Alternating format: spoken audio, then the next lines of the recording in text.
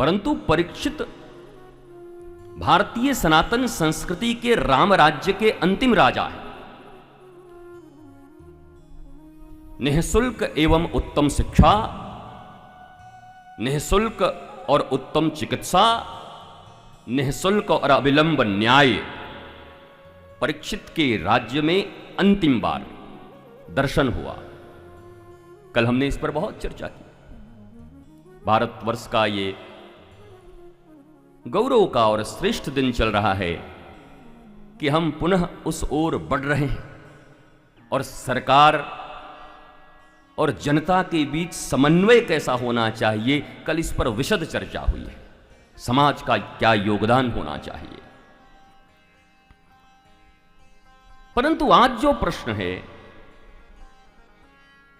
आज प्रश्न वो है जो सबके जीवन का। दुनिया में तुम किसी शत्रु से भयभीत नहीं होते। मृत्यु का भय ही अलग अलग रूप में तुम्हें भयभीत करते रहता है। अगर उसकी जड़ तक पहुंच जाओगे परीक्षित के माध्यम से, तो ये जो छोटी छोटी मौतें हैं, तुम्हारे पैसों की मौत, तुम्हारे घर की मौत, तुम्हारे प्रतिष्ठा की मौत, तुम्हारे मर्सिडीज की मौत, तुमने जो संग्रह किया है उसकी मौत, प्रत्येक क्षण मृत्यु के कारण ही भयभीत है। जो है वो छिन्न जाए।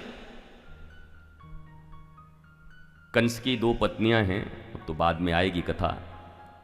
अस्ति और प्राप्ति,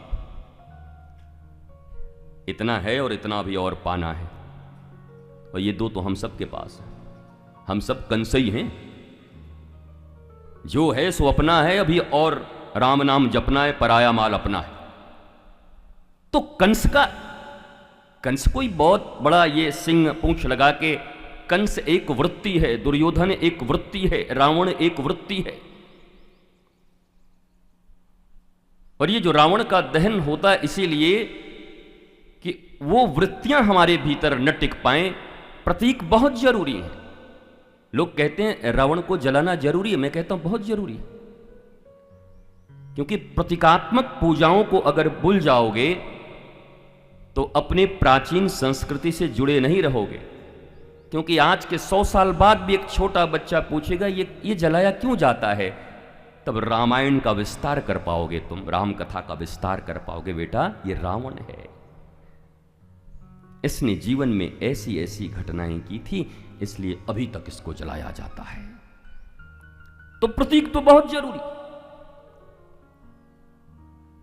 गलियों में मोहल्लों में सरस्वती पूजा रखने वाले, दुर्गा पूजा रखने वाले, ये सब प्रणम्य है भारतवर्ष में। गणपति पूजा रखने वाले, यद्यपि इनको बहुत अच्छी निगाह से नहीं देखा जाता, चंदाखोर कहा जाता है, पर याद रखना तुम्हारे बड़े बड़े बेडरूम और ड्राइंग रूम तुम्हारी संस्कृति को बचा के नहीं रखे हैं। अगर बचाए हैं तो यही चंदाखोर जिनको तुम कहते हो, यही बचा बचा के रखे हैं तुम्हारे भारत में दुर्गा को, काली को, शिव को, गणपति की पूजा को। यह बात और है कि किसी की विकृतियों का समर्थन नहीं किया जा सकता। भारतीय सभ्यता संस्कृति को समर्थन करती है, स्पिरिचुअलिज्म को समर्थन करती है, आध्यात्म को। देह और गेह, देह और देव, ये दो विषय हैं और इसमें ही सब कुछ बटा हुआ है। आज मैं चाहता नहीं कि विषय से दूर जाऊं, क्योंकि आज हमारी कथा बहुत लंबी है। एक ने तो लगा के दिया कि गजेंद्र मोक्ष तक जाना है, बोला हमारा मोक्ष हो जाएगा वहां तक पहुंचने में। हम गजेंद्र मोक्ष तक तो नहीं पहुंचे, मोक्ष हमारी हो जाएगी। क्योंकि भागवत में इतना प्यारा विषय है कि हमें यत्र तत्र कहीं जाने की आवश्यकता ही नहीं। परीक्षित के इस प्रश्न पर गुरुदेव सुखदेव ने बड़े प्यार से, देखो गुरु जब प्रसन्न हो जाएं तुम्हारे प्रश्न से, तुम तो ऐसे हो कि अच्छे खासे मुस्कुराते हुए गुरु बैठे हुए हैं, ऐसा प्रश्न पूछोगे कि भीतर चले जाएंगे। बोले कहां से आएंगे महाराज, कहां कहां के लोग आ जाते हैं। बरिया नेस्ते प्रश्न कृतो लोक हित निरुपो। वाह वाह वाह वाह परीक्षित, तुमने ऐसा श्रेष्ठ प्रश्न किया है जो सिर्फ तुम्हारा ही नहीं, चराचर लोक का मंगल कर देगा। और प्रश्न भाई ऐसे ही पूछो जिंदगी में। सर में दर्द है, डॉक्टर के पास जाओ ना। गुरुजी मुकदमा हो गया है, बढ़िया वकील ले लो, सच्चाई के साथ लड़ो।